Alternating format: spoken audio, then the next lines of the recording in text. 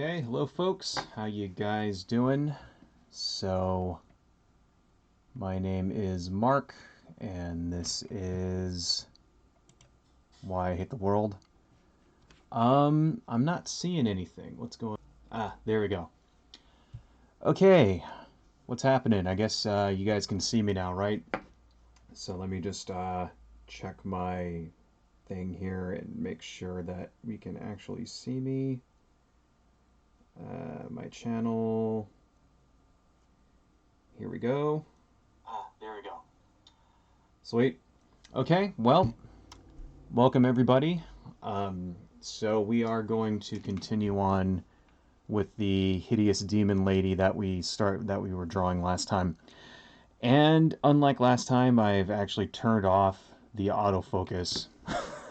So the camera's not going to get all weird and blurry every 5 minutes like it did before. So that was completely my fault. I didn't even know that you could do that in OBS Studio. What can I say? I'm a noob. So yeah, that kind of made our last stream a little unwatchable. Anyway, this is what we had from last time. It is a hideously ugly demon woman with lots of weird skin deformities and tentacles and stuff like that. And one thing that I did here, I'm gonna actually let me kind of, so I can show you the whole thing. There's her foot. One thing I kind of screwed up here is I made this hand way too small. So first off, before we do this, I'm going to zoom in a little bit. So let me go here, and let me just turn on my properties for my video capture device, because since I turned off the auto zoom, I've got to do all this by hand now. And let's zoom in just a little bit. There we go. Now a little bit more. Okay. Yeah, that's too much. That's good. All right. And we'll probably zoom out more later. Anyway, so that way you guys can all see. Let me just sort of center this a little bit. Oh, wait. Gotta go this way. There we go. Okay, looking good.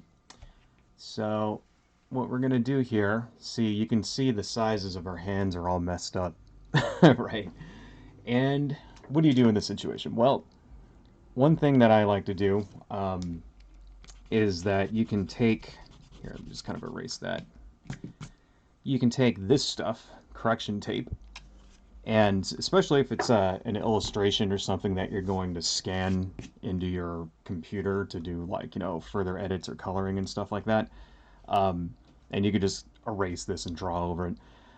Not so much if it's like an illustration that you're going to actually color here using paint or markers or watercolors or something. So we're just going to erase this completely. Right? Come on. Correction tape. See, this is the cheap-ass Staples correction tape. Come on, correction tape, why you do this to me? Holy crap, it's like not even coming out. Wow. This is some shitty-ass correction tape. It like literally is not coming. Wait, did I just run out of this just right now? Holy crap, I just ran out of it. Can you believe that? You know what? Hang on, folks. Do I have some more of this shit around here? Okay, anyway, hi. I'm back. Sorry about that. So what I was doing was I was going to fix up this hand, and then I found out that I ran out of this fucking correction tape. So luckily I got some more. And this is a better brand, it looks like. So anyway, now this is something you can do like when you have an illustration that you're going to scan in later. You know, you probably wouldn't want to do this if you were going to like color this on the actual page, you know, like if you were going to use markers or if you were going to like color it in some, you know, paint or watercolors or something. Anyway, so that kind of covers all that shit up, right?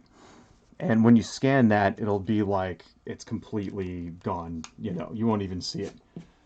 If you do this, you want to let it dry for a little bit. So we're just going to let that kind of chill there for, you know, 10 or 15 minutes or something. And we'll just draw the rest of the stuff as we're talking. So Anyway, yeah, because that was just bugging the shit out of me. Like, the fact that this hand was all like small and like didn't match the rest of it at all. So we'll just come back to that in a little bit.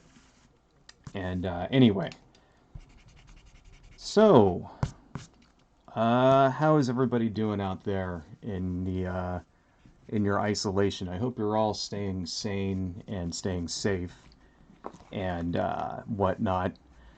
Um, yeah, me myself, I'm doing pretty good. I must say. Just surviving, looking for work every day, every single day. Talking to recruiters and stuff pretty much every single day, and I've applied to so many places. I'm starting to lose track, which is kind of a bad thing because now I'm finding that there's like job openings for the same place that I've already applied to. So like a recruiter came to me and said, "Oh, apply to this place for this position," and it's like, "Oh, wait a minute, you're already in their system." Oh yeah, because I applied for them back a couple of weeks ago for a different position that like got filled or canceled or whatever. So it's like I'm starting to run into that kind of thing. And that never looks good, you know. Um, on the good news is that I got my government stimulus checks today. So between me and my wife, we got the full amount, which is very nice. And I'm very, very happy about that. Um, I mean, every little bit helps, so I'm not going to turn down free money, obviously. I know that a lot of people out there, unfortunately, are not as lucky as me. So if you have not done your 2020 taxes, 2019 taxes, I should say, then you most likely have not gotten your stimulus deposit just yet, um, which is bad, right? So that might take you a little while, you know, to get that. And another thing is that if you have not done those taxes, then they're going to base it off of your income from last year, which is also very bad. Shit. You know, it's something. I forgot one thing, guys. I will be right back. Okay, I'm back. Hi. I forgot my old man glasses because I'm old and I gotta wear glasses when I like read and shit now. So anyway, I'm such a fucking amateur at this. Seriously, I really don't know what I'm doing. I know that it actually says there's one concurrent viewer right now, so somebody's watching out there. And I really appreciate it, whoever you are.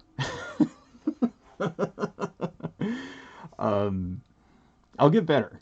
I will do better at this, I promise. It's just, what can I say? I'm learning. This is a learning move, and I'm learning that I need to be prepared when I go to stream. So, anyway, we were talking about stimulus checks. Yeah, so if you haven't done your taxes, then it's going to be based on your income from, 2018, which may not be a good thing. Some people, myself included, made a lot more money in 2018 than they did in 2019. Right.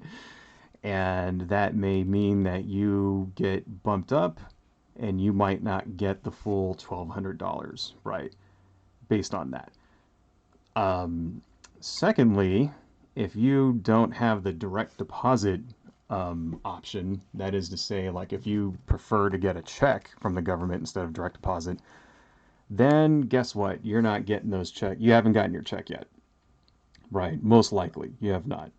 I have heard reports from some people that are saying that some states are actually getting those checks now, have gotten them early, and it just seems that those states are in the South, and that would not surprise me at all. It would not surprise me at all that they sent out these stimulus checks to southern red states before blue states. You know, seeing the pattern as of how Donald Trump and his administration pretty much gives the finger to blue states who didn't vote for him on a repeated basis over and over and over, you know, especially during this pandemic.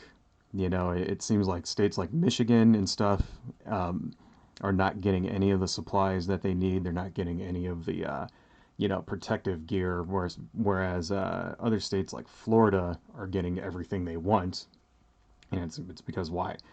Why? Because that's a state that voted for Trump, and it's a state that he needs in order to win the election, right? So he's basically, you know, he's pandering to those states first, and then secondly, the governor of Florida is basically kissing his ass. I don't know if you guys have read about that, but you know, the reports of those meetings that the governors are having with Trump, where basically, if you don't pander to Trump's ego, if you don't kiss his butt and treat him like he's a fucking, king, then he's not talking to you, And he's got a feud right now with the Democratic mayor of Minnesota, I think, is what it was. Like, because the or not the governor, Democratic governor of Minnesota, because basically she's on a on the short list to become Joe Biden's running mate, right? So he starts this feud with her, because she's not pandering to his ass, because she's not basically kissing his butt, right? So guess what? Now fucking her state isn't getting all the stuff that she needs, right? So it wouldn't surprise me at all, based on past behavior, if people in red states are getting their checks ahead of people in blue states. I just would not be surprised. And it just really kind of blows me away, because if this was something that any other president did, like Trump is very open about this. He's very open about his bias towards red states against blue states, against states that voted for him and then states that didn't vote for him. He's very, very open about it. Basically, like another example is the tax bill that they passed back in 2017 that basically, screws people in blue states, right? Like one of the things was you used to be able to take off a certain, amount from your mortgage on your taxes, and you can't do that anymore. And like certain tax breaks that people in blue states took advantage of more often than people in red states, right? They removed that shit, because it specifically, and they knew that it would hurt the blue states more, right? And that's why they did it. Like, and if you can just imagine, say, any other president, Barack Obama, even George W. Bush, even, like, imagine George W. Bush passed a law that specifically hurt people in New York and California, right? More than people in Texas or something like that. What do you think would have happened? He never would have done it.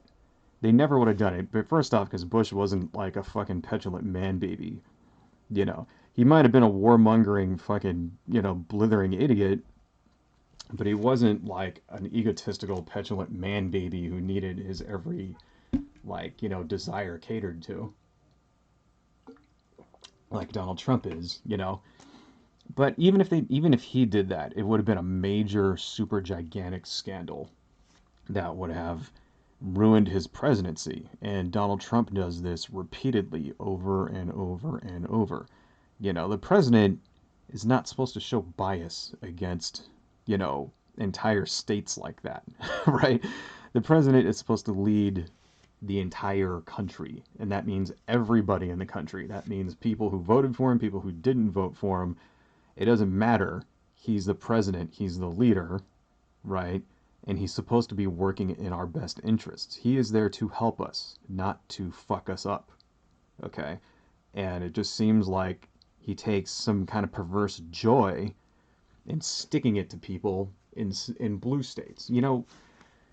What about the people in blue states who did vote for him, right? What about the people in California, right, who actually did vote for Donald Trump? Because it's not like there's no Republicans in California. There's hundreds, there's millions of them, okay, in California. California has like, it's a very gigantic state, right? And it's really only the major cities that turn the state blue. It's because the cities, San Francisco, Los Angeles, San Diego, they're so large with so many people that's why, but all of the counties and stuff outside rural California, right? It's just as rural as any other state, right? Any southern state, and then there's a lot of there's a lot of conservatives out there, right? Please ignore the trucks and shit driving by. For hours and hours there was like no noise, and then right when I go to stream is when everybody decides to fucking like, drive their noisy ass trucks up and down the parking lot. Anyway, yeah, right. Um, I don't know. What about all those people? They just don't care about, too bad. Fuck them. That's their fault for living in the wrong state, I suppose. Right. So anyway, getting back to the stimulus checks, yeah, it would make no surprise to me. It would be no surprise to me if people in southern states got their checks first. Right. That is, if they got them at all, because it just came out recently that Donald Trump has held them up because he wants to put his name on them, on the checks. So some of them are not being sent because he wants them to have his name, like, so that basically people who gets the check will look at it and it'll say from Donald J. Trump himself, you know, like not from the Department of, the IRS or the Department of the Treasury or whatever like that, from Donald J. Trump because he wants people to look at it and thank him for it. Right. Why? Why is this? Well, me personally, I mean, is it his ego? Yeah, it could be his fucking ego, right? But me personally, I think it's because it's an election ploy. He wants people to look at these checks, right? And say, oh, here goes this money that I can use to pay my rent so I won't be homeless. And it says Donald Trump on it. I have him to thank. That's what it is. It's absolutely unconscionable. Can you imagine if Barack Obama did this? Right? If we were in the middle of a fucking looming depression, which is what this is, right? Let's not pussyfoot around. We're basically going to have like Great Depression 2.0 after all this shit happens, right? Can you imagine that? 22 million people, right, are now applying for, um, unemployment checks. 22 million, right? Last week it was 7 million, okay? The week before that, it was 700,000. Okay, that was the highest. 700,000. That was the highest record, and that wasn't even like, I don't even think that was because of the Great Recession that happened in 2008 because of the housing market crash, right? That so 22 million people now are getting assistance because their jobs have paused. Their jobs have paused, and so when you're not working, you're not getting paid, right? Well, you know, can you imagine if you know Barack Obama, if he was in charge and then he personally held up getting these checks that people need to like stay afloat for a couple of days so that he could like have them printed up with his fucking name on them. What do you think? How do you think people would react? How do you think they'd react on Fox News if that happened? I mean, and here's the thing: is that today, all of the like he does these ridiculous, horrible, blatantly fucking criminal things that would sink any other president, that would get any other president impeached in a nanosecond, and nobody says a goddamn thing. If you go on Fox, they don't say anything. Not only that, but the conservatives like love him more than ever. It's unfucking believable. And you go, how? How the fuck can you see this shit happening and be okay with it?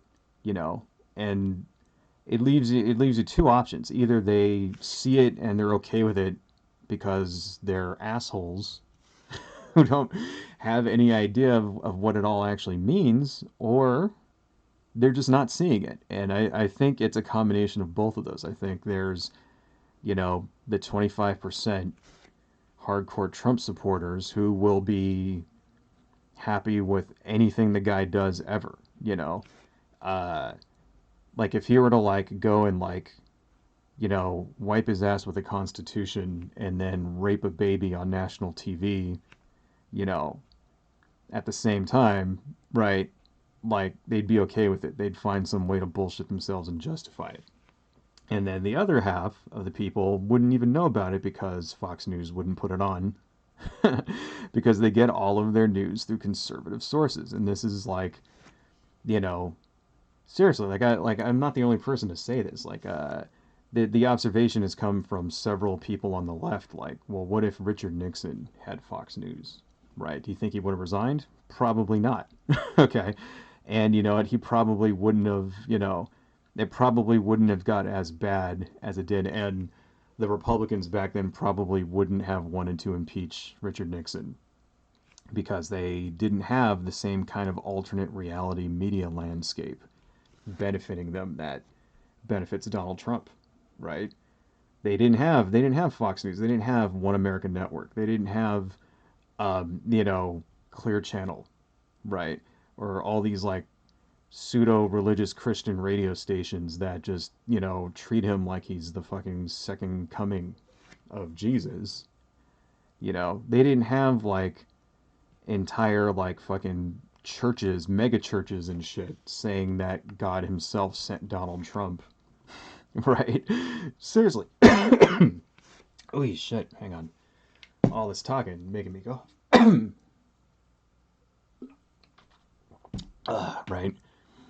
So that's the fucking problem here. Like, I don't know, man. Getting back to the stimulus checks is what I was talking about before. Right? Um, $1,200. So I had managed to get the entire, we actually, between me and my wife, we got $2,500, which is nice. That'll be good. That'll pay our mortgage for, a month, right? And like I said before, thankfully she's still working, so we're actually okay. And but I'm thinking about, all the other people out there who are in much worse shape than I am, right? During all this. $1,200, that's not going to cut it very long, right? And then you think, well, what else is coming? Are they going to do it again? And right now, it doesn't look like there are any other plans for any more stimulus, right? Which should be really telling because it's not actually coming from, like the Republicans don't have shit to fucking give us. The Democrats actually have held it up in the House because they're trying to get people more money, right? Part of the stimulus has to do with loans for small businesses and stuff like that. And they're trying to get more money for people and they're trying to make it go to actual small businesses instead of huge giant corporations, which is where all of the stimulus so far is going. See, part of the stimulus package that got passed was that there was supposed to be some oversight, right? So that Steve Mnuchin and Donald Trump couldn't steal all the money. And part of that package is that, okay, Donald Trump is not allowed to personally benefit from any of this stimulus, right? Which is a good thing. But when Donald Trump signed it, he signed a signing statement basically saying, I'm not going to listen to that. I'm going to do whatever I want, right? So that's, now what is a signing statement? Presidential signing statement doesn't actually have any force of law, okay? This is something that George W. Bush used to do all the time too. A law would pass, and then he would do a signing statement saying, "I interpret this law as follows," and blah blah blah blah blah blah blah. Right. Well, that's what Trump did with the stimulus package, basically saying, "I interpret this law to say that there is no oversight."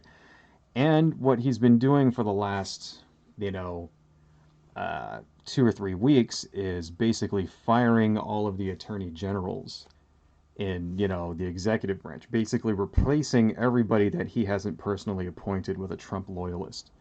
That's what's been going on. So, well, what do attorney generals do, right? Um, you know, they they basically, it's the oversight. They make sure that the rules get followed, right?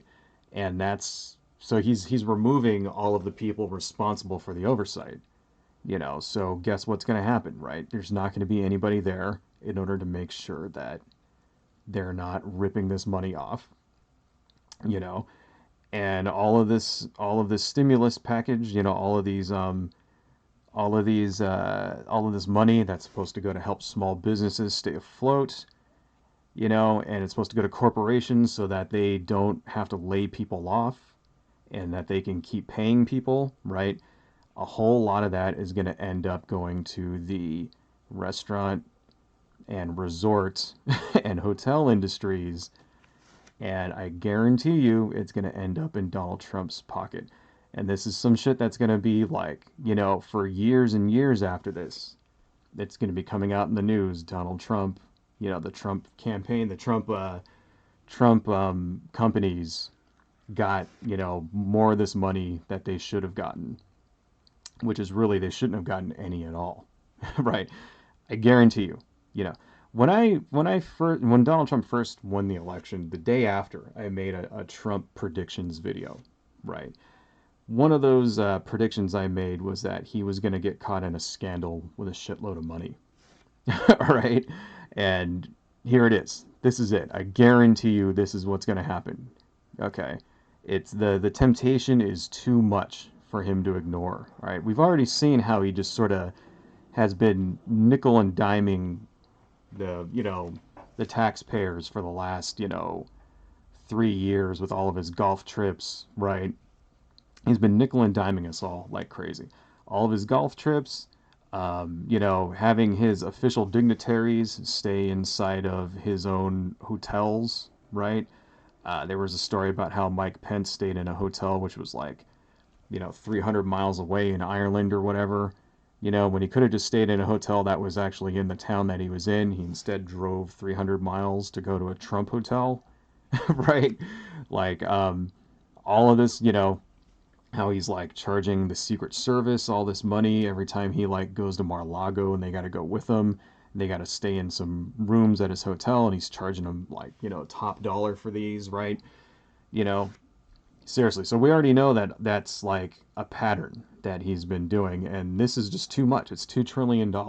Okay. They're going to basically rob us all blind. I guarantee it.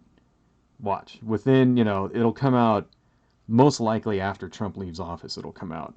Okay, but it will. I bet, I'll eat my fucking hat if this doesn't. In fact, I don't even have a hat. I'll go buy a hat and then eat it because I can guarantee you this is what's gonna fucking happen. Anyway, holy fucking shit. So yeah, that's what's going on, with our government. Some other ridiculous Trump news. I don't know if you guys heard this, but he is kind of taking some steps towards the, crazy dictator side over the last couple of days. This is something that's flying through, uh, progressive news now. See, I know there's a couple of conservatives that watch my channel. There's a guy named 1911 Greater Than All. I know he watches my channel. And then there's actually a couple of other people who are actually conservatives and stuff like that.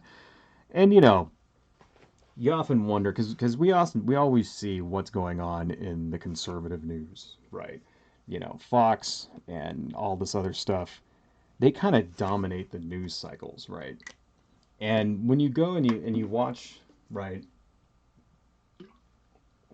And when you watch your news from that source, they kind of talk about certain things, you know, that become the dominant stories in the mainstream news cycle.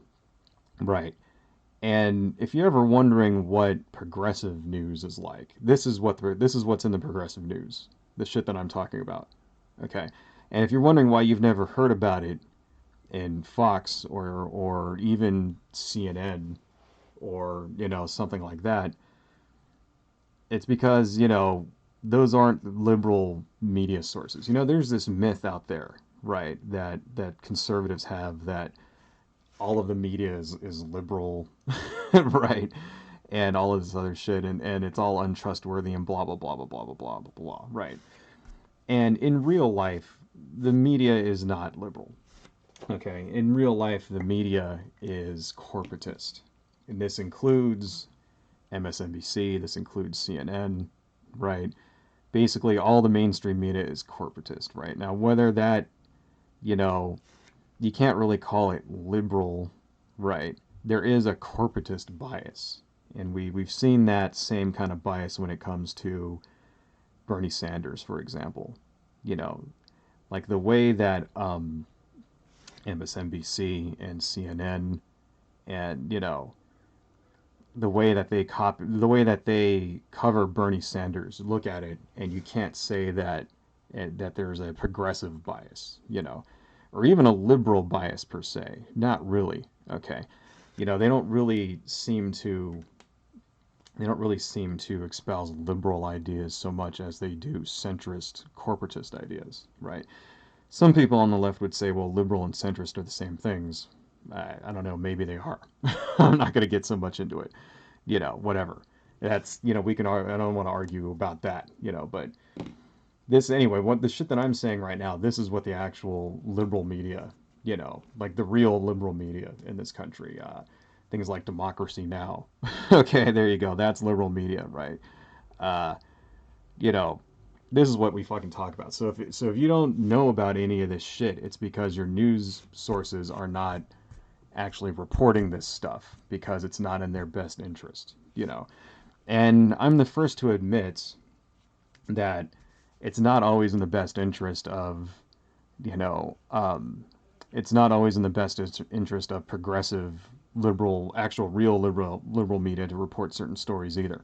And that's completely true. Sometimes you'll hear some stuff. For example, another one, Joe Biden's sexual allegations that came out last week, right? You didn't hear shit about that on MSNBC, right? You did hear about it in the actual progressive um, media, things like Democracy Now or like the David Pakman show or something like that. They actually did hear us talk about it because those people actually have principles.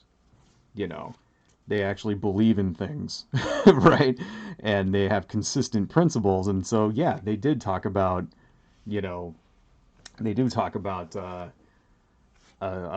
sexual allegations regardless of where it comes from. You know what I mean? And that's how you can kind of tell, like, when your media sources have integrity, if they're actually speaking up and speaking truth to power. And right now, Donald Trump is fucking basically flexing his little man baby legs towards a very like authoritarian position, you know, and the people and the people on the right aren't saying a goddamn thing. These are the people that for 8 years called Barack Obama, saying that he was going to be a dictator, right? And all of this other shit, and he's going to take away your guns, and that, we're one step away from fucking devolving into a communist state. That was one thing I heard on Alex Jones. We're 90 days away. I remember this when after Barack Obama got elected, Alex Jones went on the radio and he said, we're 90 days away from the collapse of America, right? This was in like November of 2008. Okay, yeah, that shit happened. Right? Seriously, these are people, Jade Helm, you remember that? Remember fucking Jade Helm? It was going to be this like dry run for the state to come and take away your guns and institute us all into like, the New World Order and stuff like that. Never fucking happened, right? Now we have, a couple years later, we have a president basically threatening Congress, saying that he's going to adjourn Congress himself and, like, using the powers of the presidency and force through his, like, cabinet picks, right? And they're not saying a goddamn thing. They're not saying anything. He just went on, Donald Trump went on yesterday and basically said that he has the power unilaterally as the president to order the states to reopen. Reopen, what the fuck does that even mean, reopen? It's like a state isn't like, a fucking grocery store that just closes and that's it. Okay? The economy is not stopped. So that's one thing that everybody's saying, oh, the economy's on pause. No, it isn't. No, it's not. If it was on pause, you wouldn't have to pay your rent. Okay? It is not on pause. All right? You know, it's definitely still going. You're getting people being evicted from their houses and shit like that. Even though some states, you know, they're like putting a stop to that. Other states there aren't, which is like, once again, we have this completely uncoordinated fucking response to this, whereas every other like civilized country has an actual coordinated response because they're like adults that know how to run shit. And for some reason, the United States never fucking does. I don't know why. Right. No, you still have to pay your power bill. You still have to pay your internet bill. You still have to pay your car bill, your phone bill. Still have to pay your rent, all that shit. So no, the economy is not stopped. It's just depressed right now. It's depressed because a lot of people are not working, right?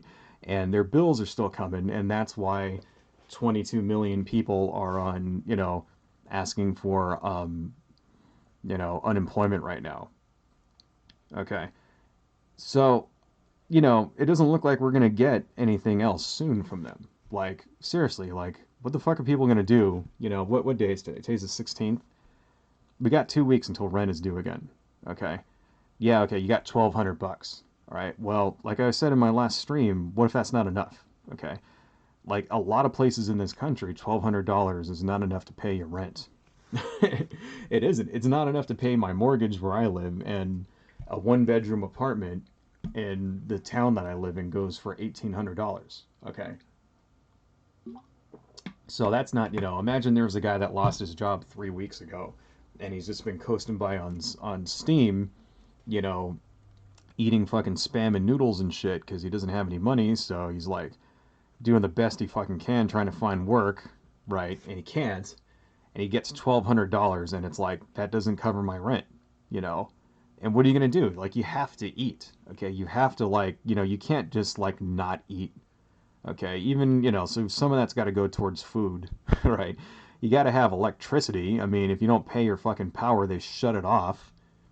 All right, even during all of this shit, it's like, how come, you want to pause the economy, pause all of that stuff, pause rents, okay, pause mortgages, pause, utilities, all right? And, you know, a lot of people right now are going to be like, oh, well, you can't do that. How are those companies going to stay in business? Well, didn't they just give them $2 trillion? Wasn't part of this stimulus $2 trillion to give out to companies so that they can keep shit going and not have to fucking lay people off and not have to close, right? So where's that money going? How come you don't give some of that to Southern California Edison so that I don't have to pay my electric bill for a month, right? Or give some of that to, to landlords so they don't have to evict people. Give some of that to fucking Verizon and shit so they don't have to like shut off people's phones during this fucking pandemic, okay? You know, and here's the thing, it's like, well, a lot of these companies also got part of, Trump's gigantic tax cut, which was also what, $2 trillion not even 3 years ago, right? What do they do with all that money? How come they're going out of business? Like right now there's a big thing about the airlines because nobody's really flying anymore, right? Even though that's an essential thing and there actually still are flights going, it's just like it's been like reduced by like fucking 99% or something like that, right? Well, why are they going out of business? Okay, didn't they just get a gigantic tax cut not even 2 years ago? All right, like, a lot of these companies don't even pay taxes in the first place. Like fucking Amazon. Amazon didn't pay any taxes in 2018. It came out to zero because all of the tax cuts and shit that they get, you know, basically fucking offset all the taxes that they paid. So they actually got money back. So now they get money back and they get to take off more shit, you know? Like, so I don't want to hear any shit about, oh, well, my company, my giant mega corporation needs another fucking $300 billion or else we're going out of business. Fuck you. You got all the fucking, you're like, they're basically just taking it all. And what are they fucking doing with it? Right. Well, it's because, the tax, the fucking Trump tax bailout, I guess you would call it, the tax cut, Donald Trump's tax cut, they do stock buybacks with all that money. So they're supposed to take the money. This is the idea, okay? Like the difference between supply side economics and demand economics, or Keynesian economics, right? Is the demand economics. Supply side economics is fucking the stupid ass, Rothbardian, libertarian horseshit dreamland stuff that, you know, Donald Trump and the Republicans and libertarians and stuff think is real despite all of the fucking evidence to the contrary. Uh, oh, hey, Leonard Cadwell. How you doing? Don't mind that there's only a couple of us here right now, and this is why we're here. Oh, thank you so much. Thank you for joining. I got off to a little bit of a rocky start, but now we're going to keep going. Anyway, yeah, so, this is the theory behind supply side economics. The idea is that, you give the job creators, and I'm making quotes with my, hands there, where you give the job creators all the money, and then they will take their innovations and their, job creatorness, right, and their capital, and they'll take all of that capital and then they'll go hire people. And then those people will go out and then they'll have jobs and then that'll spurn demand. And that's not really how it works. And this is why every time the Republicans have a tax cut, this is what happens. You see a little bit of economic growth for a little while, right? And you see a phenomenal stock market, and then it all evens out again, and it's just as shitty as it was before, if not even more shitty, right? Because this is what happens. They take the money, right? And there's no, if there's no demand, then you're not going to make a product, okay? That's what businesses are for. That's what businessmen do. Okay, that's what a corporation does. It fulfills a need in the market for a demand in the market. So, the market says there's, a demand for iPads, right? So your company goes and you make a bunch of iPads and you sell them. Well, what if, a new iPad comes out, the iPad 2, and nobody wants iPad 1 anymore? What do you do with those, right? You can't fucking sell them anymore. Okay, they're, now, like, let's say, subdermal computers that have a display inside your eyeball come out, and it makes iPads completely worthless. What do you do with your iPads? You can't do shit with them. Nobody wants them. They go on discount, right? They end up in the bargain bin. Okay, you end up scrapping them and shit like that, right? It's all because it's not about the supply. It doesn't matter how much of your fucking supply you have. If nobody wants to buy your stuff, then, you can have all the gold in the world. If nobody wants your fucking gold, it's worthless. All right? It has nothing to do with the supply. It has to do with the demand, okay? And the more the demand is, the higher the demand is, the higher the price you charge, right? Because it creates a shortage for the thing that you're selling and blah, blah, blah, blah, blah. And we can get into that later. But that's basically it. So, there's like a famous web comic that's out there, Supply Side Jesus, that I should look that up. It's actually pretty funny, and tries to square away the, conservative values of, family and God and all that stuff with the harsh realities and ridiculousness of supply side economics, right? So, yeah, this is why these tax cuts never work, right? And, so what do? Okay, so they get all this money, right? They get these tax cuts, right? Okay, we've just cut your taxes to, like, somebody who's already super duper rich, right? But there's no demand for your product, so you're not going to hire anybody with it. So what do you do with the money? Well, what they do is they do stock buybacks, is what they call them, right? Stock buybacks. So what is that? Well, they go out and they buy all their stock back so that their company owns the stock, and it artificially inflates the price of the stock, right? And a lot of the CEOs and executive people who, own all this stock make a shitload of money, right? And so that's where the majority of all of these fucking tax cuts actually go. Whenever Republicans cut taxes, this is what you always see. You see a massive increase in stock buybacks. You see a gigantic leap in, like, the stock market. So then, the politician turns around and goes, look how awesome the economy is. Look, the stock market is through the roof. When in real life, most people in the country don't really own that much in stocks. Okay? Like, most people who own stocks own it through a 401k or something like that, some kind of investment program, right? Yeah, that's real great and awesome and dandy, but you don't actually use that until you turn 65 or whatever it is. I think you can do an early withdrawal at a certain age in your 50s or something, but that's supposed to be, for your retirement, right? So, okay, great. Yeah, my 401k is doing awesome. Well, what about me right now? All right. Well, unless you actually own a shitload of stocks, you don't make any money. This is why, rich people make all the money in stocks because they own a whole bunch of it. Okay. So let's say Amazon stock, right? Well, what's Amazon? It was at what, $2,200 before all this shit happened, right? If you own one stock in Amazon, right? And it goes up by $50, you made $50, right? Well, fucking, John Q Moneybags over there doesn't own just one share of Amazon stock. He owns 50,000. Okay. So if it goes up by $50, right, he's making $250 million or whatever, however much that is. Okay. That's, so yeah, you're not going to make any money in stocks until you own a whole fucking lot of them, right? And here's the other thing is that, in order to actually like capitalize on that, you know, you have to be able to buy and sell instantly. So it goes down a couple of cents, buy, sell, right? And a lot of these guys, stockbrokers and hedge fund managers and shit like that, they have like computerized fucking bots that, detect, right, when the stock has gone up and when it's gone down, and they can make microtransactions on the fly in real time, instantly.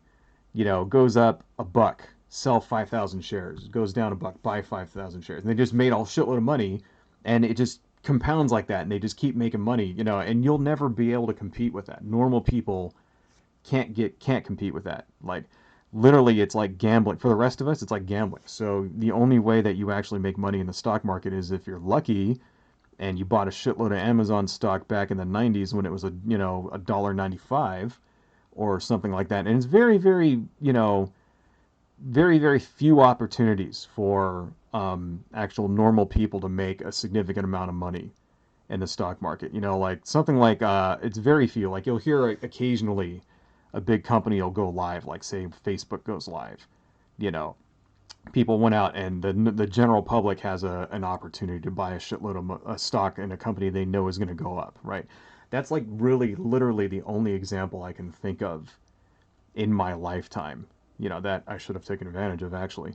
That and like, but for the rest of us, for everybody else, that ship has sailed. And if you don't have any money to invest, guess what? You're not fucking getting no money, okay? Most people in this country don't have any money, right? There was you know, there was a article I read not that long ago that said that most people in the country couldn't handle a $400 bill, an unexpected bill for $400, right? Like if something happens, in your car or some shit like that, and it costs you $400, then they're shit out of luck. That's really that's bad news for our country. Think about that. I mean, seriously, like the other day, went out to get some drinks, right?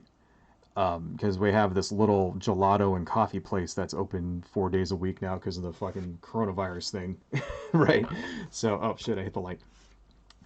And I'm driving along the road and I run over a fucking spark plug on my car, and just big ass spark, and it was like this massively huge thing, like that big, just sticking out of my tire. And luckily there was a tire place around the corner that was open, and luckily I was able to get that shit replaced, right? $150, you know, completely just, an accident, random fucking accident that just happened. And luckily I was just there and they were open, and, all of that stuff. And luckily I had the money, even though I'm actually unemployed. I have the money because, I have savings and my wife works and stuff, right? And I'm just thinking about that, somebody who's broke, who's unemployed right now, like just that in and of itself can fucking ruin you. You get a flat tire and you don't have any money to fucking replace it. Let's say you still do have a job. Okay, let's say you're working in a restaurant. All right, a lot of these guys work in restaurants and stuff because restaurants are one of the few industries that are still open now because they're like essential and shit. And you get a flat tire, right? You can't go to work anymore. Okay, like what are you gonna do? You're gonna get fired. That's what you're gonna fucking do, right? Everywhere else. I mean, normally you would think, okay, a flat tire was $150. I mean, yeah, you can come up with $150. No, not everybody can. All right. So we got to think about that shit. This is like what we're facing right now. Like people are going to end up homeless because of this. A lot of people, right? Right now, 22 million people on, trying to get unemployment. That's unprecedented. That's a lot of fucking people. Okay? And, there's a lot of states, some of the states, like I'm reading about Florida and stuff, where the unemployment system is all fucked up because actually we talked about this a little bit in the prior stream, but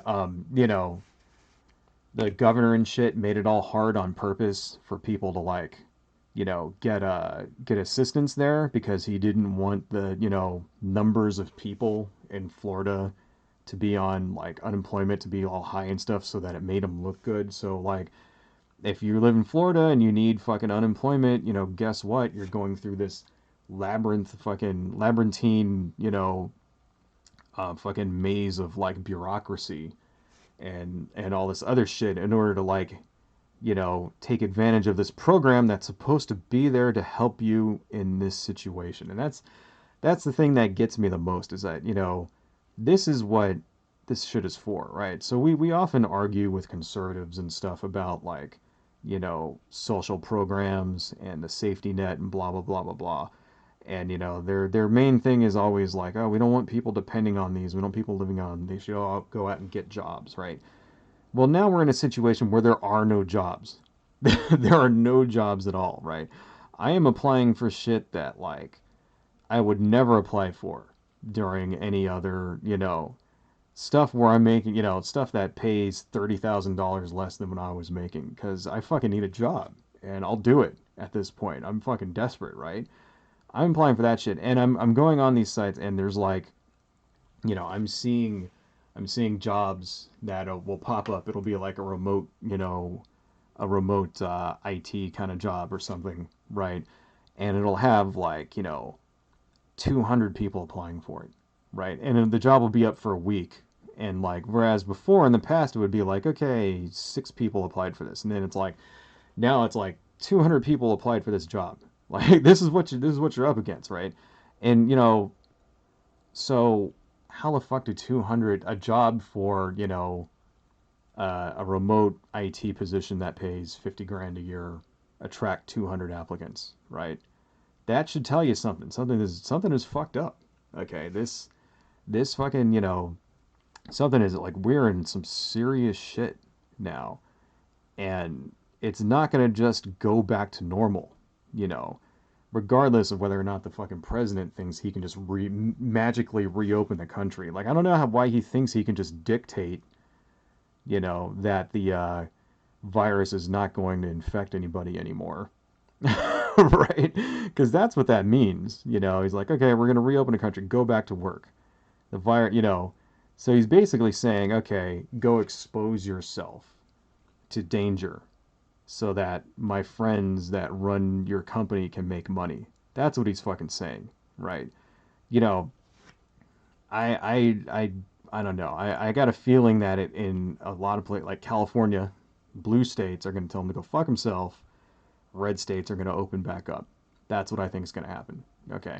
And then what's going to happen?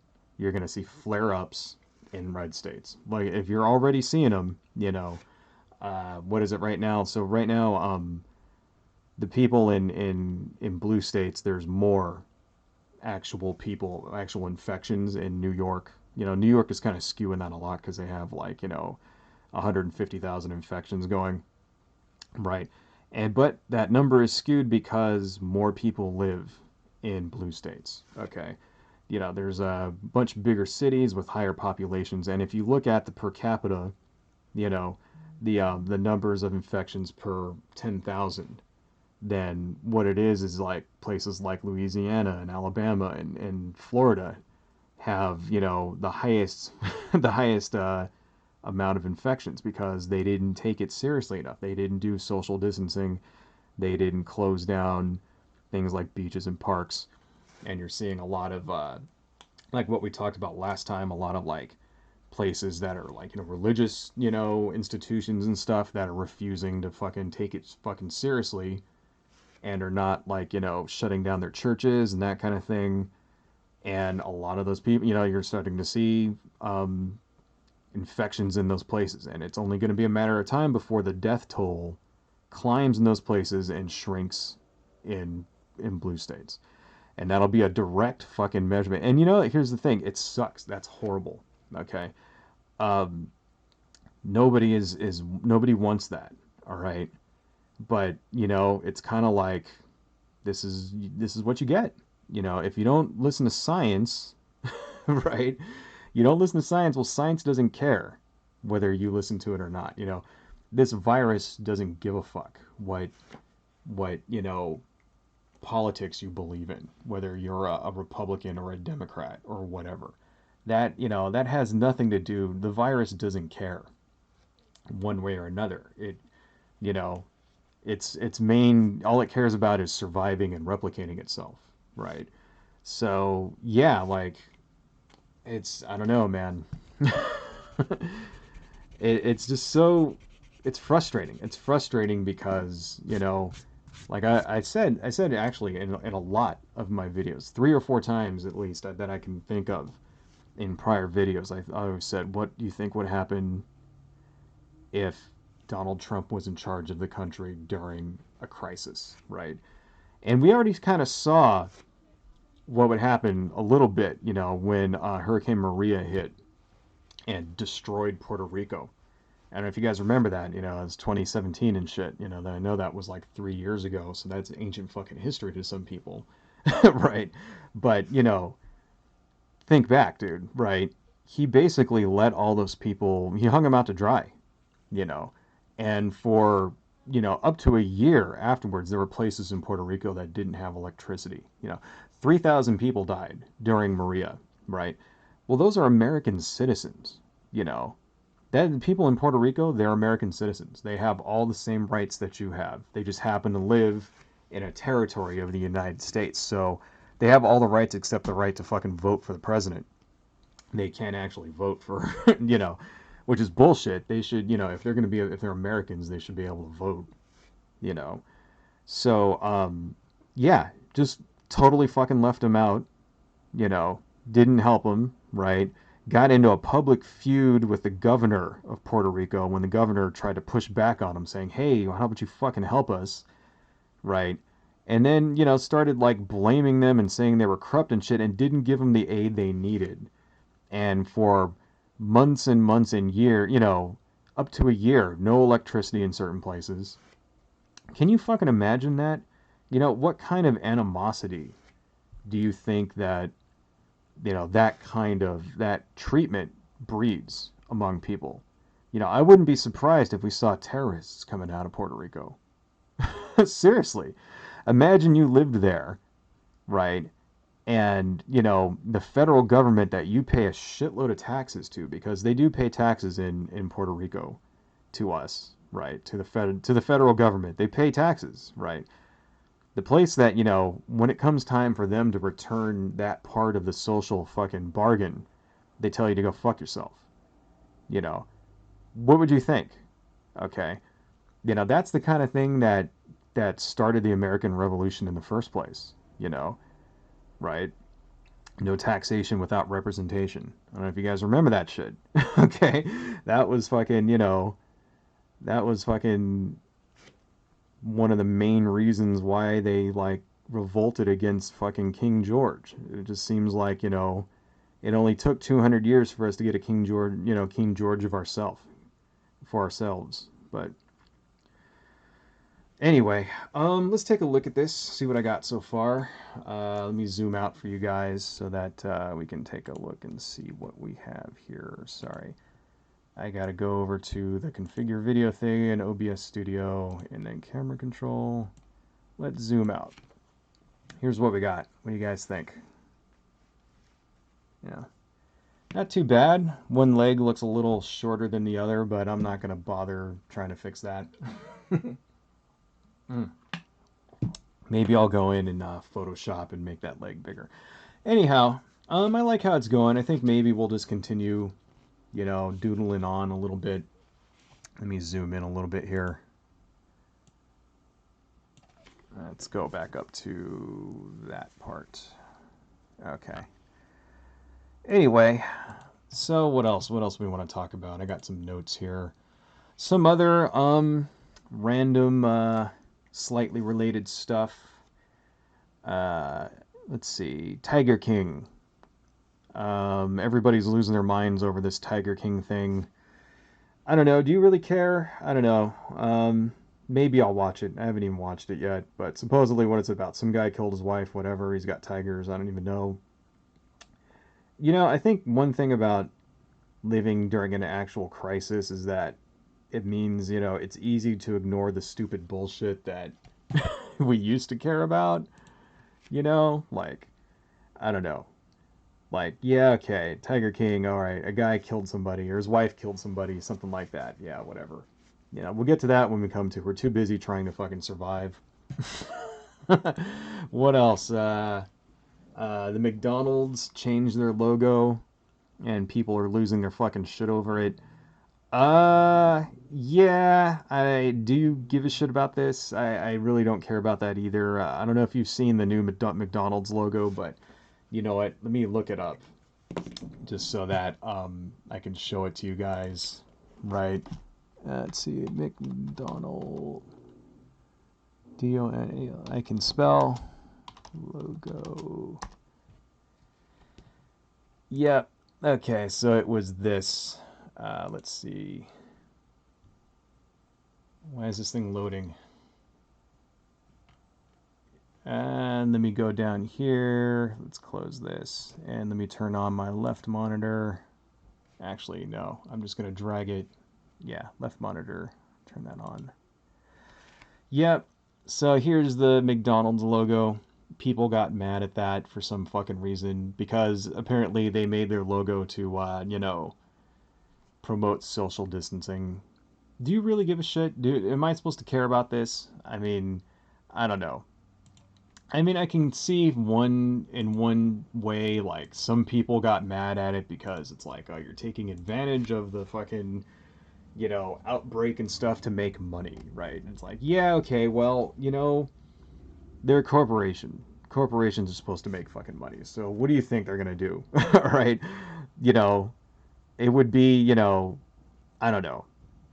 I just don't care. And the best way to deal with that is just to not eat at McDonald's. I mean, I really haven't eaten at McDonald's in a number of years anyway. I think the last time I went to McDonald's was when like the whole Rick and Morty people were going nuts over fucking Szechuan sauce, and I like went there to try to get some because that would be valuable and I could sell it, and they didn't have any. Like, so I got some chicken McNuggets. I think that's really the last time I went to McDonald's. So what was that? 3 years ago, something like that. It's like, just don't eat there. And that's the thing. Like when it comes to like corporate shit like that, like you know how you deal with that. You don't patronize that corporation. So like for example, there was a thing in Marvel Comics a little couple of weeks, not even a couple of weeks, maybe like last week, where they had these two characters. One's called, what was it? Safe Space and fucking Snowflake, right? And they're like these two like you know characters making fun of like fucking making fun of social justice warriors and stuff like that. And it was one of those rare like moments where a corporation just pissed off everybody involved, you know, and for like right, and it was kind of right when the whole coronavirus thing started to hit, so it still was a little bit on in YouTube and stuff, all the fucking like Comic Gate morons and shit were making videos about this, and it's like, do you really give a shit? Like, just don't buy the comic. You know what I mean? Like especially now, especially when we have like 1,200, 1,000, 1,200 people dying every single day of a disease. It's just so much easier to just not give a shit about stupid bullshit. And I can understand, like, people want to care about these things. They want to care about stupid bullshit. It's kind of like right after 9/11 happened, like it's sort of like people wanted that sort of return to normalcy. Like I don't know if you guys remember, some of you, if you're too young to remember 9/11, which is kind of like, damn, that makes me feel old, you know. But hey, it was fucking 20 years ago now, right? So there may be people who are like, 18, 19, 20, or even in their early 20s, 21, 22, 23, 24, who were just kids when that shit happened and they don't remember it.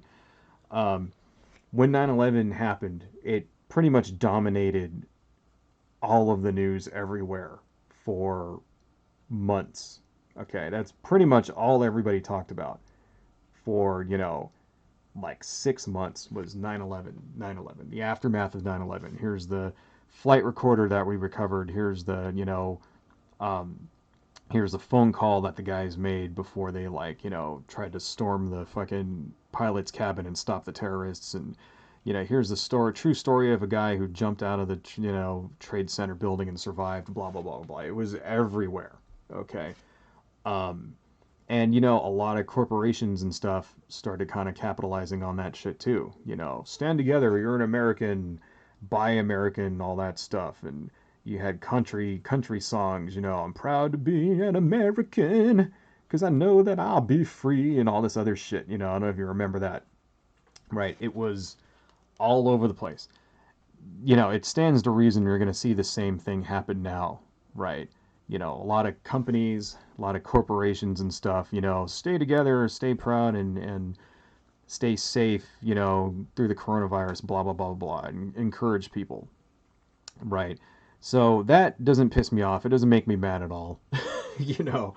Um, but anyway, what I wanted to, what got me to this was that, you know, um, basically just don't pay attention to any of that shit, and that's really how it should be to begin with. Like, that's what I have to say to all of these fucking, like, Comicsgate people, and the Gamergate morons and stuff, people that can't handle the fact that, like, there's actual media and games that are targeted towards minorities and women and stuff, and they just can't handle not being the center of attention and shit anymore. Just don't buy it. If it really pisses you off, that there's a comic book that have characters named Safe Space and Snowflake, then guess what? Do not buy the comic book. And you know what'll happen if you don't buy it? It'll go away. That's what happens, okay? If nobody buys it, right, it'll fail, and then that comic will not be published anymore. And then guess what? Marvel will go, that was a dumb idea. We should not make more comics like that. That's how normal, rationing, functioning adults handle it when something comes out that they don't like. They don't go see it, you know.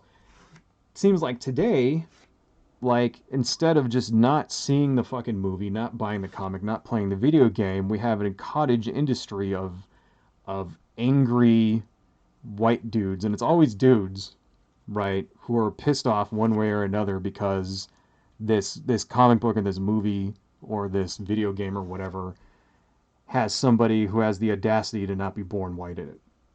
That's what it seems like. And it's like, I don't understand it. Why are you wasting your time even thinking about this shit? Like I don't know if you remember Captain Marvel, and for just a year after Captain Marvel came out, there was just video upon video upon video of fucking, like, butthurt white guys with MAGA hats and shit on, complaining about Brie Larson and Captain Marvel, and how it's like it's anti-man, and she doesn't want any white people to review it, and blah blah blah blah blah, and it's so horrible. Oh, it's racist. All you had to do was just not see the movie. You know what that did? That movie made $1 billion. Partially because it was the lead into Endgame. That's the real reason why it made all that money. But it's also not a coincidence that all of this negative, there is no such thing as negative press when it comes to a movie, when it comes to celebrities, right? It doesn't matter if you're talking shit about something. What matters is you're talking about it. And I guarantee you that a lot of this buzz from the fucking Gamergate, Comicgate people, resulted in increased ticket sales because a lot of guys wanted to go see what all the hubbub was about. And of course, they all had to go see it too because they had to go see the movie in order to talk shit about it. So guess what? They're paying for stuff that they fucking said they hate. Okay? And it's like, you know, and it just would have, if you just would have seen it and been like, oh, I'm not going to see that movie, then you would have avoided yourself a lot of pain and humiliation and butthurtness. You know, kind of like, when the Sonic the Hedgehog the movie came out, and you saw that preview, and it was that first preview of the hedgehog looking all weird and hairy with fucked up eyes. I said to myself, I'm not going to see this movie, right? And apparently, a lot of people had so much negative, reaction that they actually went back and spent a lot of money and, like, fixed Sonic up so that he looked like he did in the video game. And guess what? I didn't see the movie. When it came out, it was like, oh, they fixed up Sonic. Cool. I'm still not going to see this. Why? Because it looked like a pile of shit. And I'm not going to waste my time with something that looks like a pile of shit. I'll watch it when it's free. Okay. That's what I'll do. All right. I'm not going to bother paying, you know, 20 fucking bucks to go to the movies, right? To see something that looks like a fucking it got, a pile of donkey turds. Because, why? Because at that point, you're asking for it. You're rewarding them for doing shit that you don't like. Right?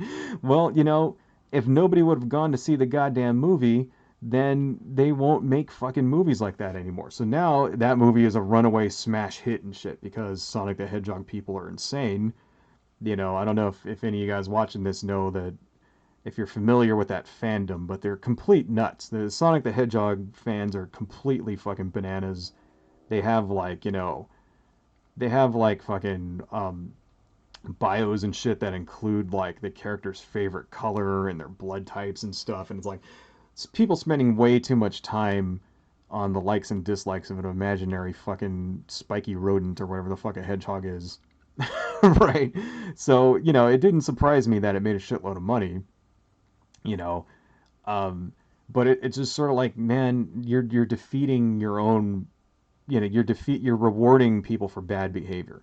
That's all it fucking takes. So all you got to do is just not watch it. So all you guys out there, if you're pissed at Marvel, for their safe space thing, and this also includes the social justice people too, like, because a lot of social justice people saw that and they were like mad because it was a parody. And it is a parody, right? And personally, I'm not really mad at that either. I mean, my politics, lean mostly progressive, but you got to be able to laugh at yourself. You know what I mean? You got to have a sense of humor of things, and especially like Marvel Comics, especially has a history of that of parody characters. They had a character, especially in Captain America for some reason.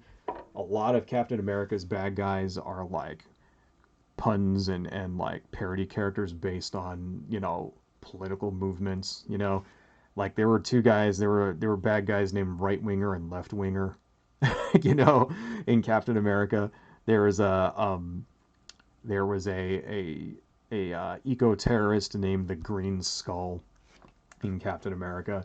You know, there's another guy called the Flag Smasher. He's an anarchist. So he has a superhero. He has like a supervillain suit with like a flag on it and shit, and he carries a mace. Right? So Captain America, like Marvel has a history of this sort of thing. You know what I mean? So it doesn't surprise me at all that they would come up with two characters. One safe space. Like they would actually make parodies of the whole, you know, of the social justice thing, and it really that part doesn't bother me. You know. But if you are somebody who took offense to that, and I could see like some people actually were mad at that from the left because they see it as pandering, you know. And yeah, that makes sense too. Like I think like a lot of gay people, a lot of trans people, they see these types of attempts at representation in media as pandering, and and the idea is sort of like, well, my sexuality, my identity is not a commodity, you know. So that's why some people get pissed at it. Other people I'm sure are probably totally cool with it, one way or the other, whatever, right? This is funny. This is actually something that we were talking about in the live stream I had the other night. The other night I did a live stream with my friend Raf. He's got a channel called Inshoma, Inshoma Lives or whatever. That's his channel. And we did a stream of consciousness thing, and it's funny we were talking about this exact same thing. It's sort of like the point behind representation in media. It's sort of like this, um, it normalizes behavior, and that's the benefit to having positive representations of minorities and LGBT characters and stuff like that, because it normalizes it so that when people see it in media, they become more accepting of it in real life, right? So think about back in the 80s, 70s and the 80s, whenever you saw a gay character in a movie or on TV, they were always usually like the main character's wacky friend, you know. There's a movie called License to Drive comes to mind, right? Or they were the villain, right? A lot of like that's actually a trope where like the villain of the action movie or whatever is actually like effeminate, you know what I mean, slightly gay or whatever, right? Um, that's all you saw for gay representation in media for like, decades, right? And it wasn't until like maybe the 90s where you started to actually see like gay characters who didn't fall into that, but mainly on TV, not so much in movies, you know? And then it wasn't until like the late 90s where it started becoming a thing that it was like, acceptable for like a main character in a movie to be gay and to not be a villain or a pedophile or whatever, right? And so what does that do? So people see shit, especially in like small communities without a lot of people, if they see a character who's represented in a positive way, it has a way of normalizing it. So that if they ever encounter somebody like that in real life, maybe they won't like have prejudices against them. You know what I mean? And that's definitely, there is an effect there. It's definitely true, right? It only goes so far, I think. What part of the arguments on the right against this sort of thing is that we'll see if it normalizes it, then if we have like, characters who like, trans characters, it's going to normalize it for children and blah, blah, blah, blah, blah. And, yeah, maybe, right? I don't see anything wrong with that. But it only goes so far. It's only like if you had, say, a character that murders someone, right? And that's portrayed in a positive light. That's not going to normalize it. It only really seems to apply when it comes to like, you know, um, issues of like, race or orientation, stuff like that. Not so much behavior. You know what I mean?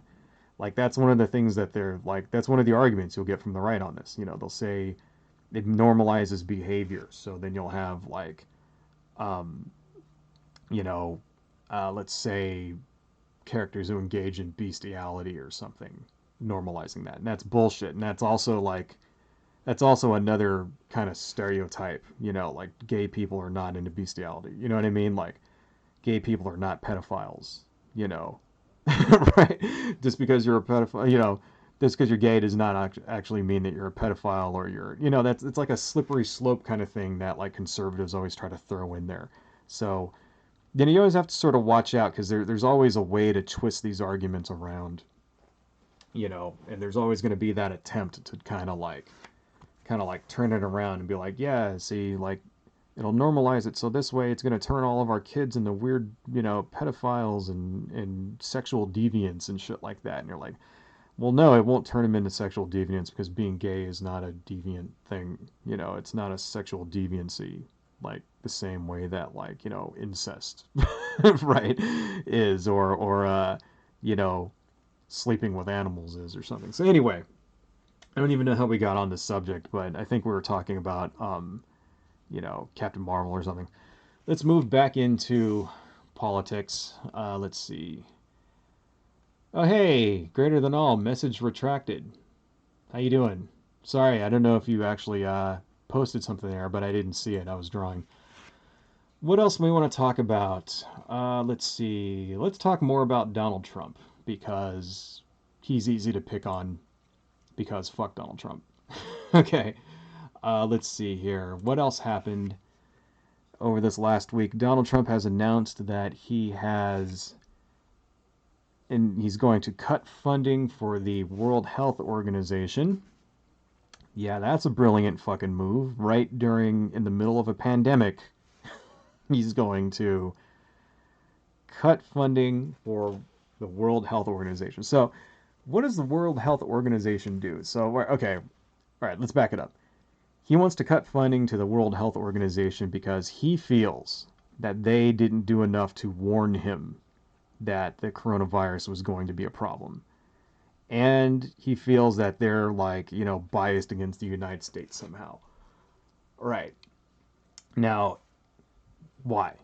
Well, so they just came out with a report that has several guidelines, right? The World Health Organization just came out with a report that has guidelines that say, you know, what a country needs to have before they can, reopen their economy, before things can start going back to normal.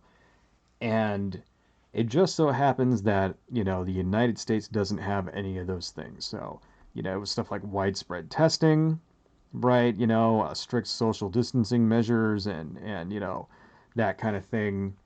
And we don't have a lot of that.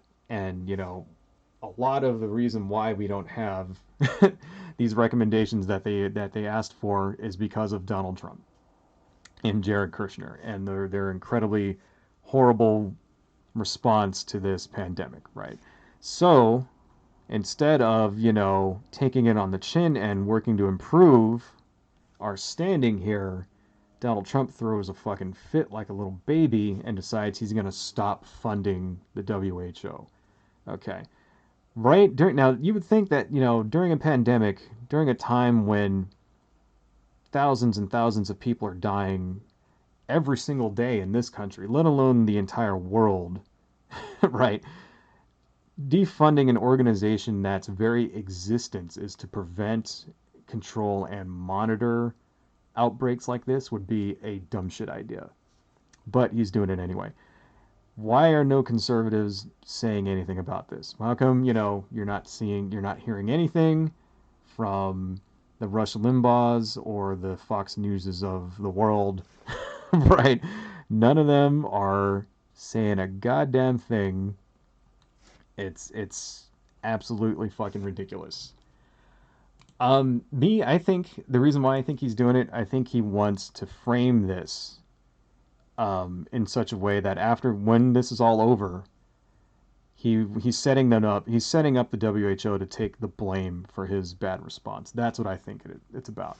So, because this is what's going to happen, eventually the numbers will start going down, and they will order people. They will give the all clear for people to go back to work, and then, from your governor of your state or whatever, and your office is going to start calling you back in, right?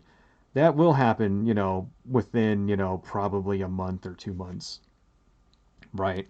And he's going to turn around and like, questions are going to start being asked about how do we handle this, right? Why is it, what could we have done better during this response? And a lot of the shit that's happening right now that's only getting news time for a little while is going to be re-examined in greater detail. The fact that the strategic stockpile didn't have any of the fucking gear that we needed, right? The fact that I don't know if you guys have heard about this, right? But the federal government is basically going around and confiscating a lot of gear from the states. So what's happening is that they take the strategic stockpile, right? They're giving it to they're not actually distributing it to the states the way they need.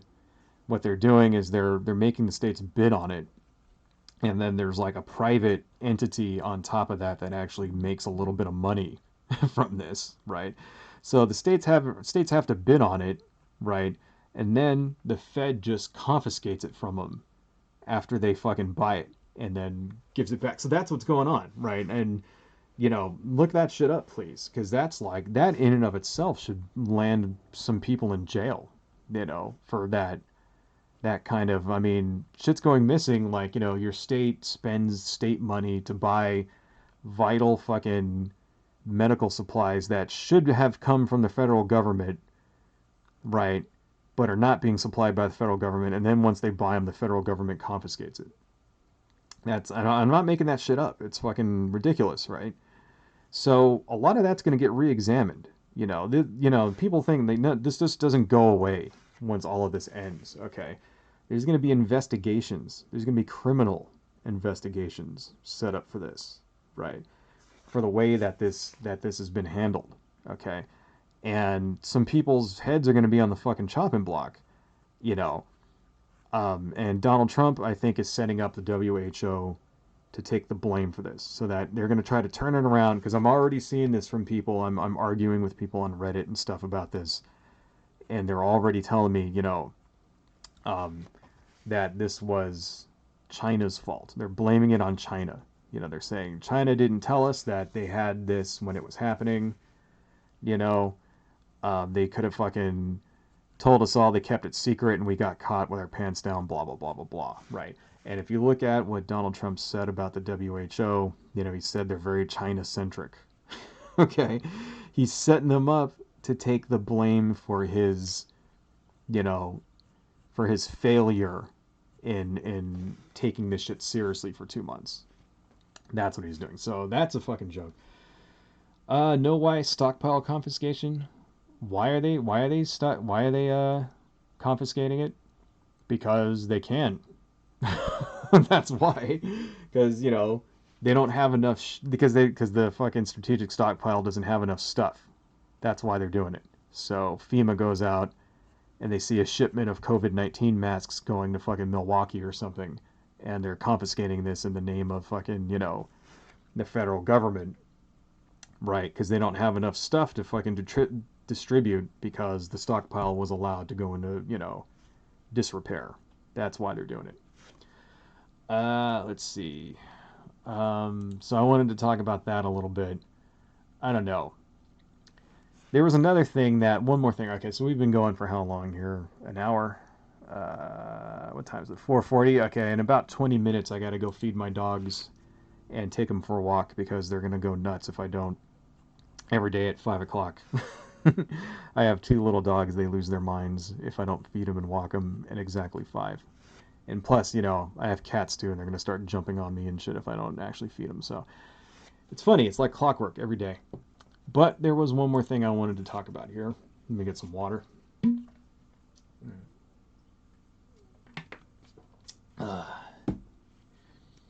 Actually, well, there's 2 more things I wanted to talk about, but I think we'll briefly touch on this.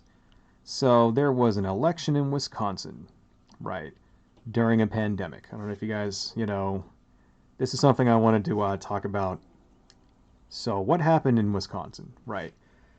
Well, basically, they had their Democratic primary, which was actually also an election for other, stuff, right? And the governor of Wisconsin tried to stop it. He basically said, it's not safe. We should not be having this election, right? And the Republicans in Wisconsin forced the election through. And the reason why they forced it is because one of the judges for was coming up for election for the Wisconsin Supreme Court, right? And they wanted to force this election through because there is a conservative majority on the Supreme Court, and they don't want to lose that majority. So they figured, right, so the Republicans in Wisconsin figured, hey, conservatives are not taking these orders to self-isolate and social distance as seriously as Democrats are, so they will come out and vote, and the Democrats won't. And it was a major shit show. And there were this was in the news all over the place. There was a very famous picture right now of a guy waiting in line to vote with a sign that says, "This is ridiculous," And the state controller came out and was wearing full hospital gown and mask, in this parking garage, telling people that it was okay to go vote. It's perfectly safe to go vote while he's wearing all of this protective gear, right? So that, and it was this major fucking shit show. And they basically, for the Republicans forced the vote, right? And it went up to the state Supreme Court, and then that also went to fucking the Supreme Court, and along party lines, Republicans, voted to fucking keep it going. So guess what? The election went through, and the Republicans lost. They lost the state Supreme Court seat that they were trying to save. And I just think that shit's hilarious because it's like, yeah, okay, so they still have a conservative majority in Wisconsin on the state Supreme Court, right? But now it's one step closer to, getting flipped, right?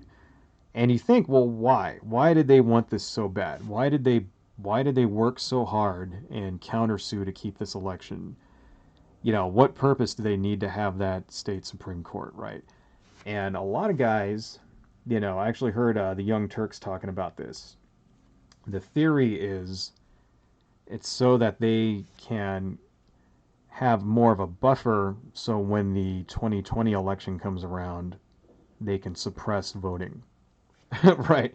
That's the theory. The theory among who knows if that's true or not, but the theory among progressives is that okay, they wanted to have this buffer because one of the guys, one of the conservatives actually on the Wisconsin Supreme Court, the last time a voter suppression case came up, he actually voted in favor of voting rights, you know? So even though he's a conservative, he voted in favor of voting rights, right?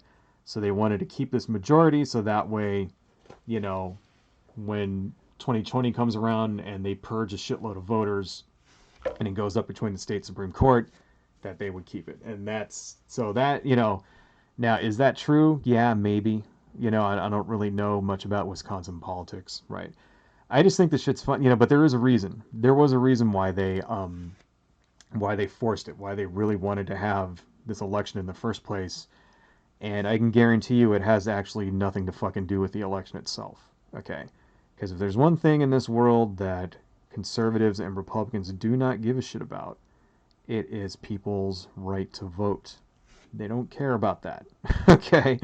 This is the party, Republicans routinely purge the voter rolls around the country and they have this made up conspiracy theory about, how there's widespread voter fraud and the only reason Hillary Clinton got 3 million more votes in than Donald Trump was because of voter fraud and because of people voting twice and buses full of illegal immigrants and all of that. There's zero truth to any of that stuff.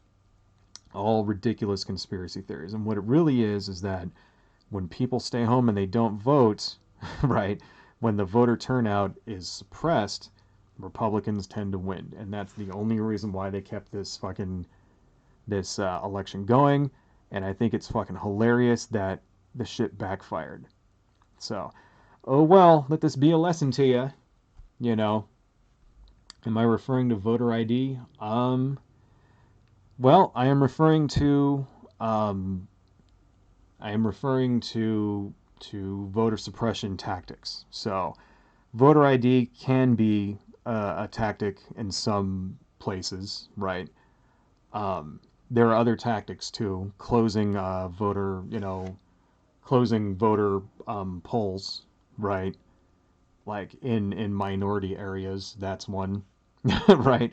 Um, Kicking people off of the voter rolls is also another tactic. There was a thing in Georgia where basically they went through and they purged something like 50,000 people from voter rolls, and it just so turned out that like the majority of the people they purged had African American names, stuff like that. So these are all tactics used to suppress voter turnout. Some of them get quite dirty. There was actually an article I read a long time ago that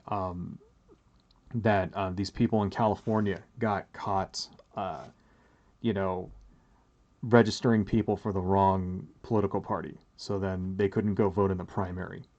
So that's a thing. And you go, well, like what it was that like these guys were like signing people up to vote, and then when they said I want to register Democrat, they'd register a Republican, right?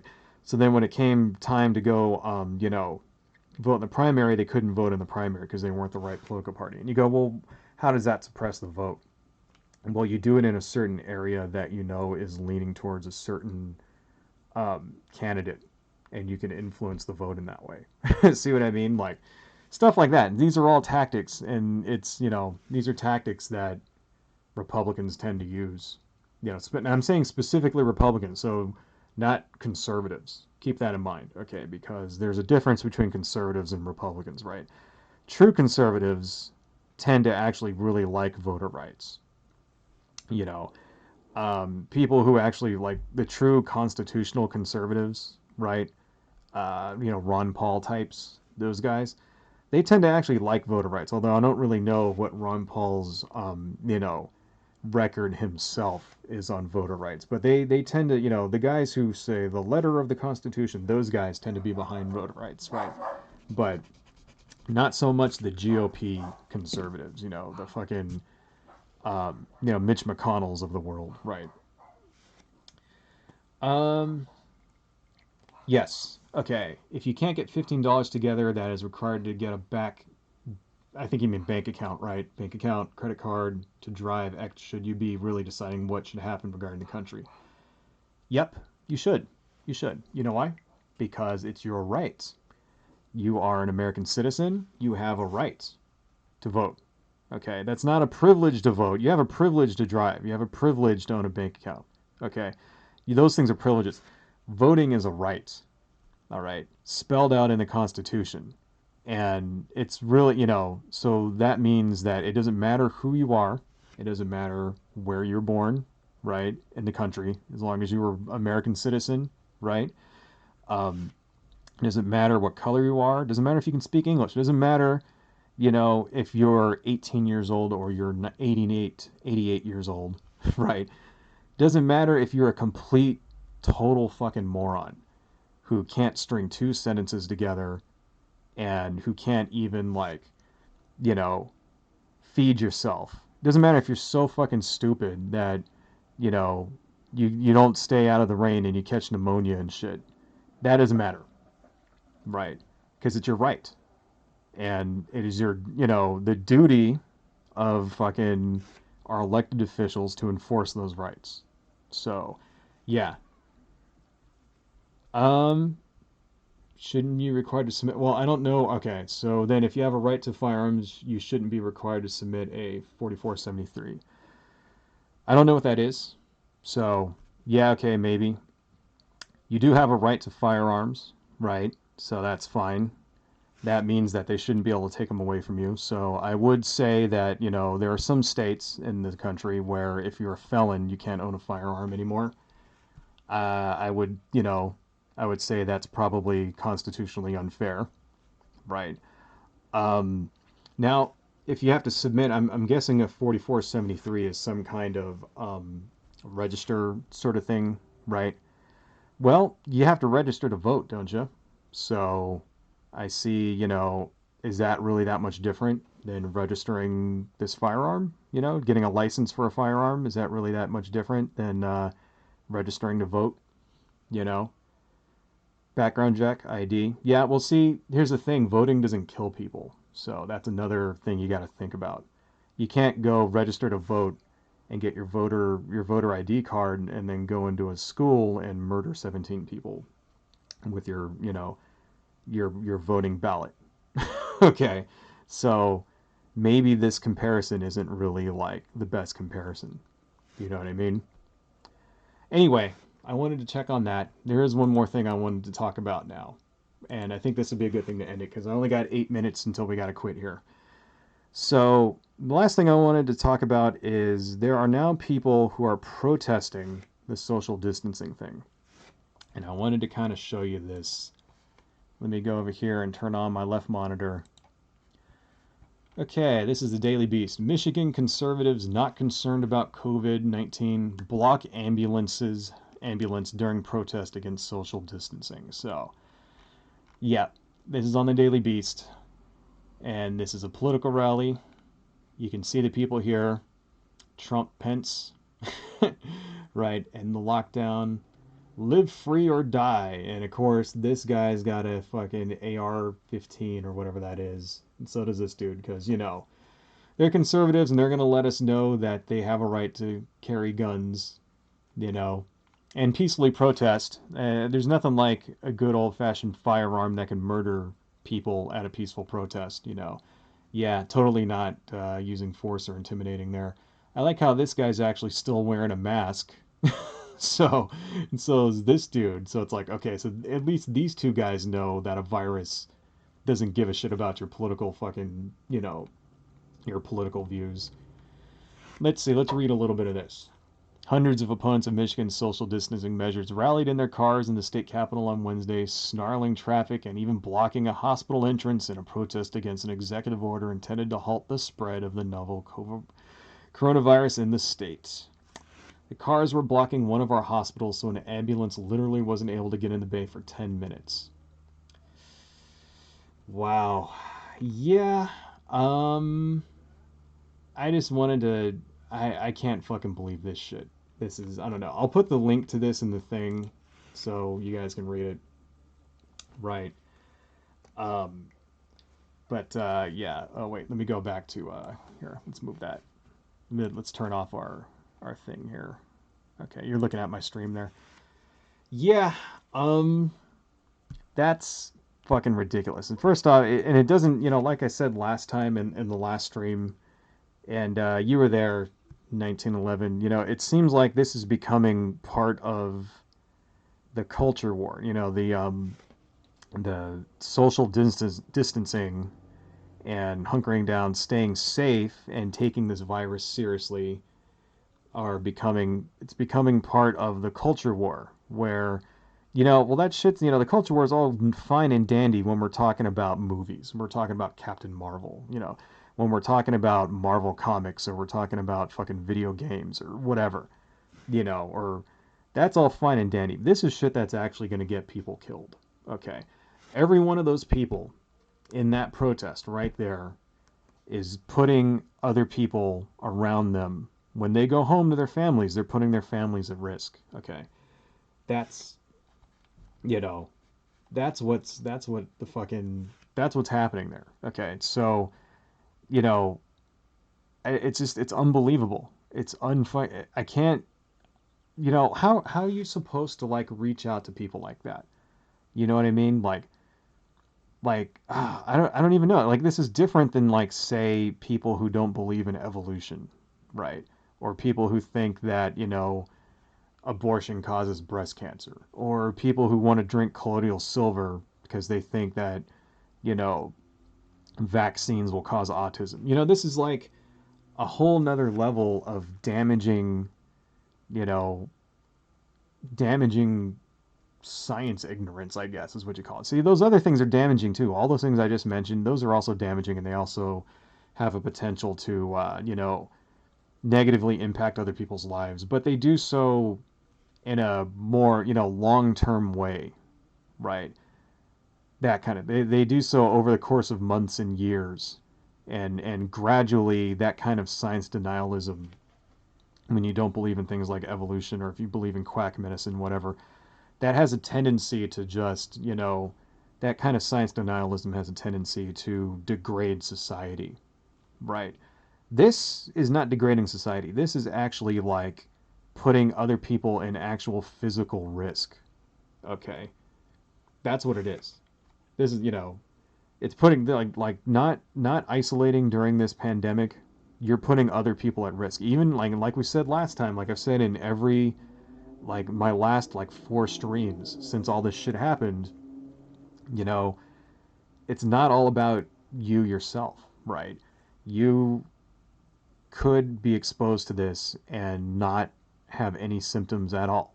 And you could be spreading it around for weeks and weeks and weeks, before you develop symptoms. Or you could never develop symptoms and you could still be spreading it to people. So, every one of those guys could, be spreading it to their wives, to their children, to their fucking grandparents, right? They're putting to random people in the fucking street that they walk by, you know. The guy at the sandwich shop, the dude bagging your groceries, the guy that you give you go to buy gas, you put your ATM card in the thing, you give it to the dude through the fucking little plastic shield, bulletproof shield and shit. So, and he has to touch that. You could be spreading your germs to him that way, right? It's ridiculous. It's like weapon, like David Pakman says this a lot. Weaponized ignorance. That's what it is. It's weaponized ignorance. And it's that kind of ignorance that, allows bad leaders to get away with shit, right? That allows bad leaders to not be held accountable. And it's that kind of weaponized ignorance which is really going to result in the collapse of the United States. That's really what's going to happen. The world's not going to end, okay, because of this, right? And to be honest, I don't even think the United States will collapse, but we are definitely one step closer to actual collapsing, right, than we were, before this shit happened. And, you know, I really wouldn't be surprised if it actually does. Like, I mean, I actually touched on this last time too. I really wouldn't be surprised if the United States collapses because of the depression that this is causing, right? The economic depression that this is causing, and our inability of our leaders to fucking do anything about it, because we're being led by a petulant man-child who has a fucking cult of personality of morons supporting him. That's why. So, anyway. Okay, my hand hurts here. Let's zoom out. And let me see. Let me go over here to my video capture. I wish they made this zooming in and zooming out thing easy. But hey, at least this time, the camera stayed in focus the whole time. So, getting better. Oh, shit. Of course, I say that and then I fuck up the focus. All right. Zoom out. There we go. And let's see. Hit OK. And let's kind of arrange this so we can see the whole thing if we can. So this is what we got so far. This looks a little, because I'm looking at it at an angle, so in the camera it makes this leg look way bigger than it actually is. It's not that big, so let me try to kind of, there, maybe this will make it a little easier to see. There we go. Looks a little bit better, not so bad. Okay, let me put this camera back down. Yeah, so you guys are looking at it from an angle, so it looks all weird and stretched out. But, oh, I could have just done this. Okay. Anyway, yeah, coming along. Looks okay. Her head is still way too big, but that's all right. Actually, this hand is still way too small, too, but fuck it. At this point, it's too late. So, yeah, it's coming along. Maybe we'll continue on with this next time. I'll probably do another stream on, what's today, Thursday? I'll probably do another stream either on Saturday or either Saturday or Sunday, one of those two. I'll probably do another one, and this time I will give you all more advance notice. Anyway, yeah, thank you all for sticking around, especially you, 1911. How do you pay for things like passive parts? Sorry, dude, I can't answer. I gotta go. It's 5. I gotta get going. But anyway, thank you too, 1911, for sticking around. And I know that like I said before, I don't want this to sound like I'm picking on you, because I'm not. I'm not picking on you, dude. It's just these are the things I talk about. So anyway, I'm glad that I'm glad that you're hanging out here and we can have this exchange of ideas and stuff, and that's all cool. Hey, Comrade Yuri, how you doing, man? Good to hear about you too. Sorry, but I got to end this. You guys are great. Thank you so much for coming and hanging out with me. And I will do probably Sunday night one more, and we'll continue on with this drawing here. So anyway, I think it's coming out pretty good, man. Coming out pretty good. Anyway, got to end this. So take it easy, guys. Late.